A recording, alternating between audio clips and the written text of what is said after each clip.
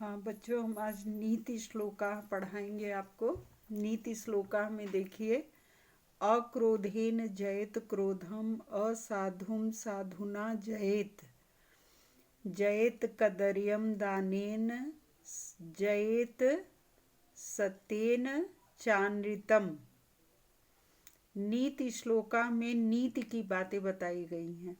ये पहले श्लोक में क्या कहा गया है कि क्रोध नहीं करना चाहिए। अगर हम शांति से रहेंगे तो हम क्रोध करने वाले पर विजय प्राप्त कर लेंगे, ठीक है।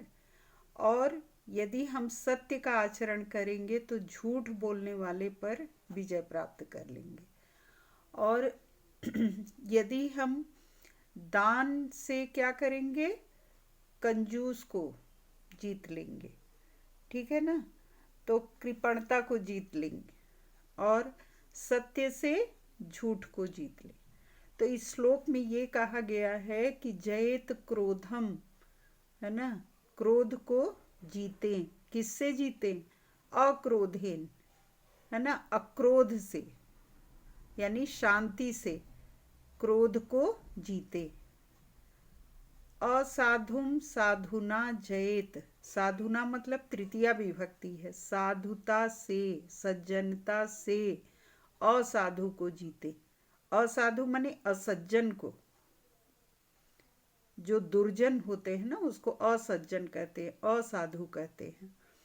तो जो दुर्जन व्यक्ति हैं, जो अच्छे नहीं हैं, है ना, उनको माने साधुता से जीत ले, सज्जनता से जीत ले।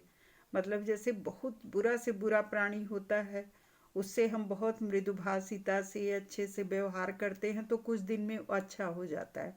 जैसे अंगुलीमाल डाकू था, है ना, और गौतम बुद्ध ने उसको अपने अच्छाई से जीत लिया। ठीक, तो वही कह रहा है कि सज्जनता से असाधु को जीत ले, दुर्जन को जीत ले। और जयत कदर्यम दानेन, और दान से कृपण को जीत ले, कंजूस को जीत ले। और सत्येन, सत्येन माने सत्यता से, अनृतम, च माने और सच्चाई से झूठ को जीत ले। क्या क्या करें भाई? शांति से क्रोध को जीत ले, अच्छाई से सज्जनता से दुर्जन को जीत ले, कंजूस को कृपणता को, दान से कृपणता को जीत लें। किससे? दान से, उदारता से। और सत्येन, सच्चाई से झूठ को जीत लें। गच्छन पिपीलिको याति। अब देखिए दूसरे में क्या है कि ये बताया गया है कि हमको लगातार श्रम करना चाहिए तो सफलता मिलती है। जैसे एक छोटा सा चींटा लगातार चलता है और सैकड़ों कोस की दूरी तय कर लेता है, वैसे ही न चलता हुआ जो तेज उड़ने वाला पक्षी है और वो चल ही नहीं रहा है तो वह एक कदम भी नहीं चल सकता। और जो लगातार चलता हुआ, धीरे धीरे चलता हुआ प्राणी भी अगर लगातार चले, लगातार कोशिश करे तो वो सफलता प्राप्त कर लेता है। वही इस श्लोक में कहा गया है। तो गच्छन पिपीलिको याति, गच्छन चलता हुआ, पिपीलिका मने नर चींटा, है ना, वो याति मने चला जाता है, जाता है। योजना नाम शतान्यपि, सैकड़ों योजन की दूरी तय कर लेता है, सैकड़ों कोस की दूरी तय कर लेता है। और अगच्छन, न चलता हुआ, वैनते यो अपि, है ना, गरुण जो कि बहुत तेज उड़ने वाला पक्षी है, वो न चलता हुआ गरुण भी एक कदम नहीं आगे चल सकता, आगे जा सकता, है ना। मतलब धीरे धीरे चलने वाला चींटा भी सैकड़ों योजन की दूरी तय कर लेता है जब वो चलता है, लगातार चलता है। और न चलता हुआ गरुण भी एक कदम भी आगे नहीं जाता। इसलिए लगातार कोशिश करना चाहिए, चलना चाहिए, तभी सफलता मिलती है। दिनांते च पिबेत दुग्धम, दिन के अंत में यानी रात्रि में दूध पीना चाहिए। निशा अंते च विपेत पय, और निशा के अंत में यानी रात के अंत में यानी भोर में क्या करना चाहिए? पय, पय मतलब पानी, जल, जल पीना चाहिए। निशा के अंत में है ना क्या पीना चाहिए?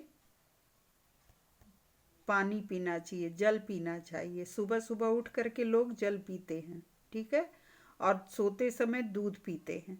तो दिन के अंत में दूध पीना चाहिए, और रात्रि के अंत में, निशा मने रात, तो रात के अंत में यानी भोर में क्या पीना चाहिए? जल पीना चाहिए। अब भोजन के अंत में तक्रम पीना चाहिए यानी मट्ठा पीना चाहिए। पिबेत मने पीना चाहिए। किम वैद्यस्य प्रयोजनम, ऐसा करने से तब वैद्य का क्या प्रयोजन है? अर्थात कोई प्रयोजन नहीं है, कोई मतलब नहीं है, ठीक है। तो वैद्य की या डॉक्टर की कोई आवश्यकता नहीं है। चौथा क्या है? 6 दोष पुरुषेणे हातव्या भूतिमिच्छता।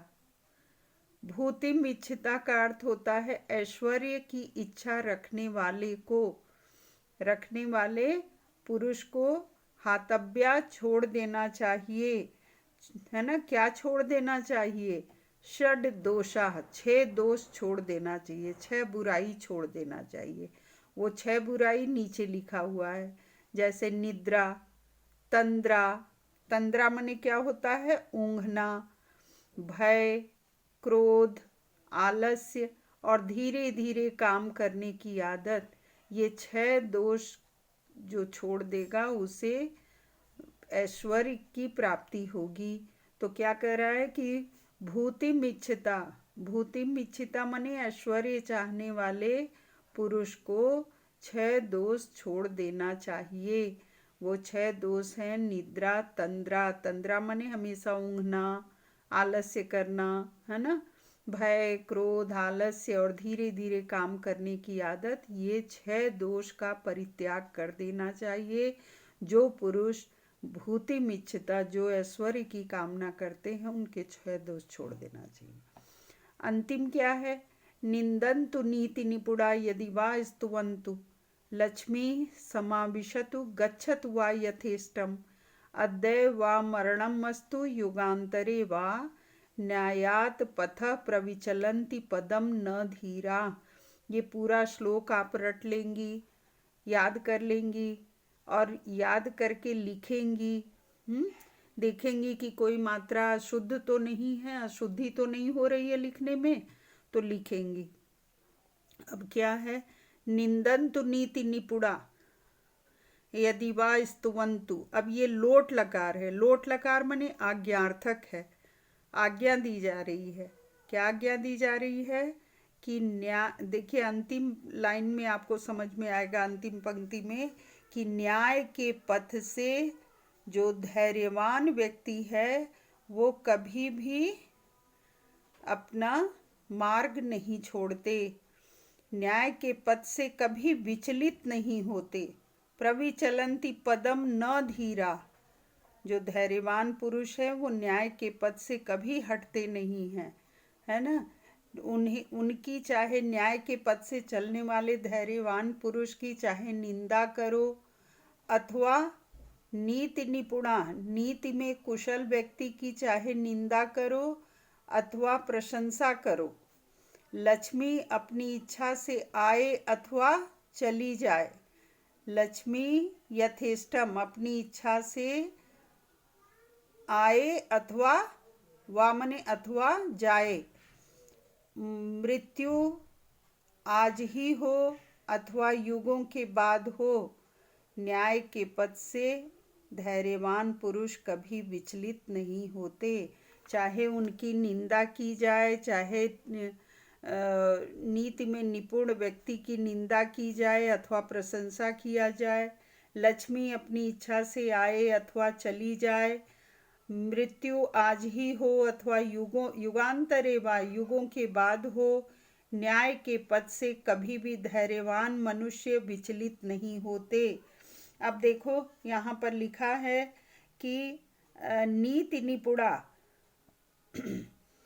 निंदंत मने निंदा करे, स्तुवंत मने प्रशंसा करे, नीति निपुणा मने नीति में कुशल लोग, समाविशत मने आए, यथेष्टम मने इच्छानुसार, अद्यव मने आज ही, अस्तु मने होवे, युगांतरे मने युगों के बाद, वा अथवा, प्रविचलंती विचलित होते हैं, धीरा मने धैर्यवान लोग।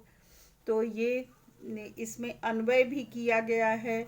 चौथे का अन्वय देखिए, ये क्या लिखा है कि पांचवें का, नीति में कुशल लोग निंदा करें अथवा नीति निपुणा, नीति में निपुण लोगों की चाहे निंदा करो अथवा प्रशंसा करो, लक्ष्मी अपनी इच्छा से आए अथवा चली जाए, मृत्यु आज हो अथवा युगों के बाद हो, धैर्यवान मनुष्य कभी भी न्याय के पथ से विचलित नहीं होते।